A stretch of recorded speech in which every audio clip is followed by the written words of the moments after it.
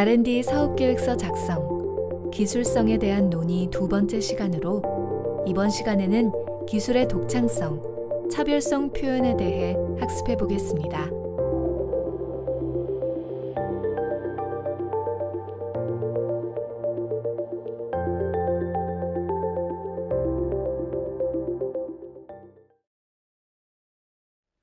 네, 여러분 반갑습니다. 심지혁 교수입니다.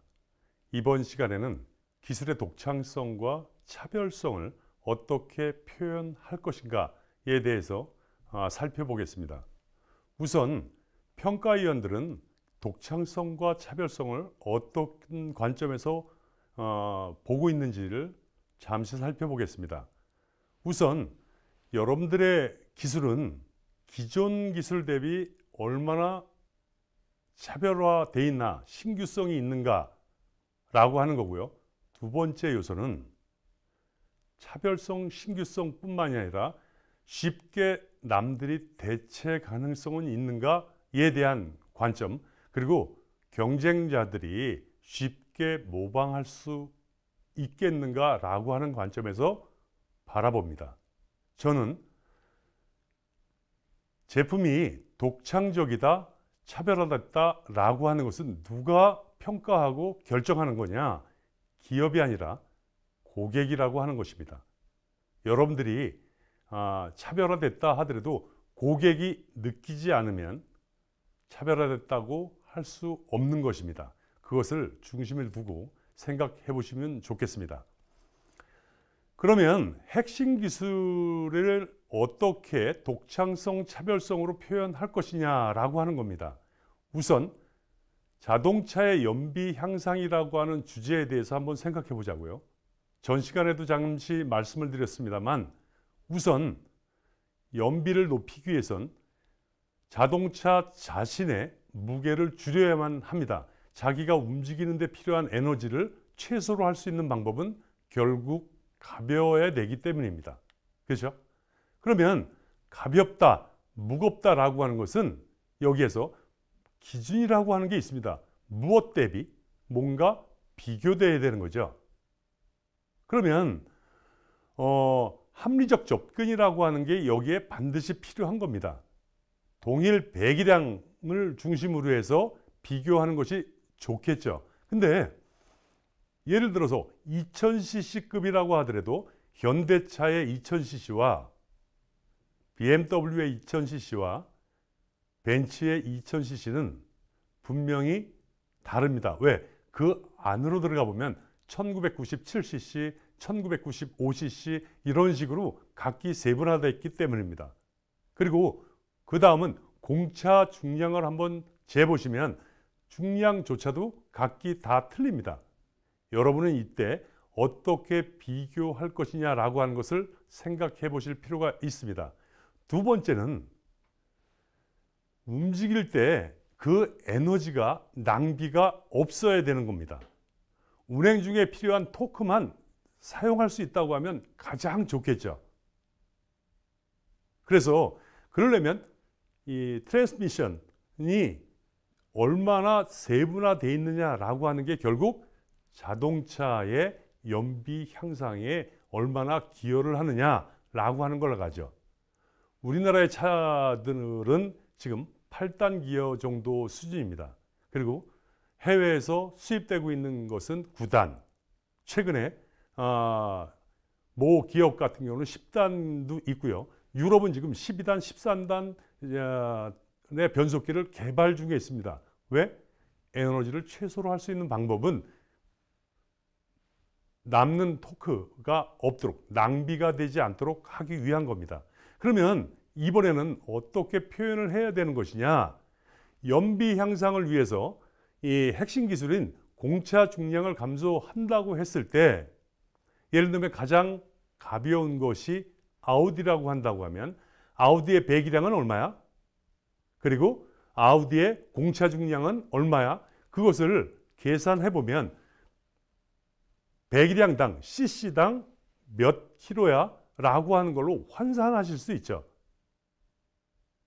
그렇게 하고 그러면 우리의 현재 모습은 어떠냐라고 하는 것을 보는 거죠. 똑같이 현재 공차 중량은 얼마고 배기량은 얼마다라고 계산했을 때 이것도 또한 배기량 cc당 몇 킬로야 라고 하는 것을 환상하실 수 있습니다. 그렇다고 하면 두 회사의 기준을 동일하게 한 겁니다. 그렇게 했을 때 예를 들면 아우디는 어떻게 돼 있지? 자동차 외관 전체가 알루미늄 합금으로 돼 있어. 그러니까 가벼워. 그럼 우리는 어떻게 해야 되지? 뭐 알루미늄 합금으로 한다든지 아니면 스틸 같은 경우는 열 처리의 방법을 달리해서 두께를 작게 하더라도 강도는 그대로 유지하게 한다든지 또는 신소재를 통해서 새롭게 개발해서 나는 연비를 향상시키는 공차의 중량 감소의 방법으로 쓸 거야. 이렇게 하면 되는 거죠. 또 하나는 변속기는 뭐 경쟁사들이 13단 변속기다. 우리는 지금 8단밖에 없어. 오케이. 그럼 어떻게 만들 것이냐라고 하는 걸 추가적으로 하면 되는 거죠. 그게 기술 갭 베이스로 분석하는 또는 표현하는 방법입니다. 어떤 분들은 가끔 이런 질문을 하고 계세요. 지금 월드베스트 수준은 얼마고 우리의 수준은 얼마인데 월드베스트 수준으로 넘어갈 수 없지만 지금보다는 개선되는 정도의 수준에선 괜찮을까요? 라고 질문을 하세요. 저는 그럴 때마다 이런 말씀을 드립니다. 중기부 과제 1억 5천만 원 가지고 1년 동안 개발을 했는데 월드베스트 수준을 넘어갈 수 있다? 그러면 아무나 하죠. 그거보다 월드베스트 수준을 넘어갈 수 있으면 가장 좋은 방법이지만 그렇지 않을 경우는 월드베스트 대비 갭을 최소화할 수 있다라고 하는 것만 해도 엄청나게 큰 성과입니다.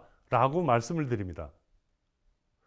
또 다른 기술 갭 분석 방법은 여러분이 이번 기회에 여러분 회사 제품이나 서비스에 대한 것을 정리해 두시는 차원에서라도 괜찮은데요.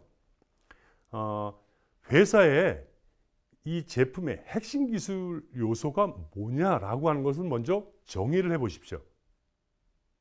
그러면 그 각각의 항목별로 현재 여러분의 수준이 얼마인지를 봐 보십시오.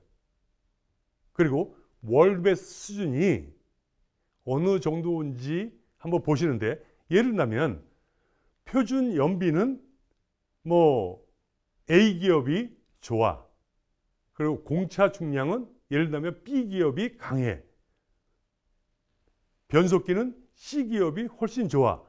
일 수 있죠. 어느 한 회사만 보고 하는 것이 아니라 각각의 요소별로 여러분은 월드베스트 수준을 하나씩 확인해 나가고 보는 거죠. 그렇다고 하면 여러분들은 이제 단계별로 왜 갭이 생겼는지 어떻게 그 갭을 극복할 것인지에 대한 것만 순서대로 해나가시기만 해도 이제 여러분들은 어떤 기술로 이 다음엔 개발할 것인가 라고 하는 것을 고민하지 않아도 충분히 가능한 기술 개발의 아이템들을 개발한 거하고 똑같은 효과를 볼 수 있습니다.